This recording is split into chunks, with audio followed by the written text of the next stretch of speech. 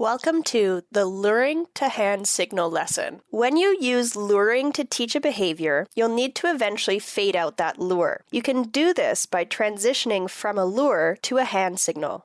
Most people don't want to always have to put food in front of their dog's face to get them to do something. While you are luring and teaching a hand signal, be very careful that you do not say a verbal cue to your dog. Making sure that you only give one signal at a time makes your cues and communication a lot clearer to the dog and speeds up the learning process. You might be asking yourself, why start with a hand signal? Dogs are very visual and communicate with each other through body language. Because of this, they usually pick up on visual cues a lot faster than verbal ones. Because luring already involves you moving your hand with food in it, it's usually easier to transition from a lure to a hand signal than it is from a lure to a verbal. Start by picking a behavior that your dog can do with a lure. Try sit, down, or stand from the previous lesson.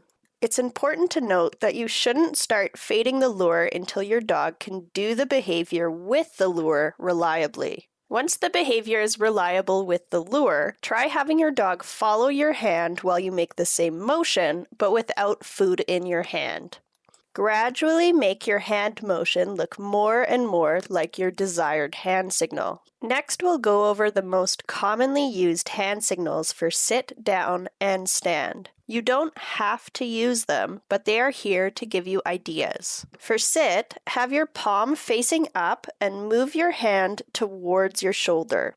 Some obedience competitors modify this by performing the action out to the side so the dog has an easier time seeing the signal from far away. For down, have your palm facing downwards and move your hand towards the ground. There is also the distance down signal, which is your hand straight in the air.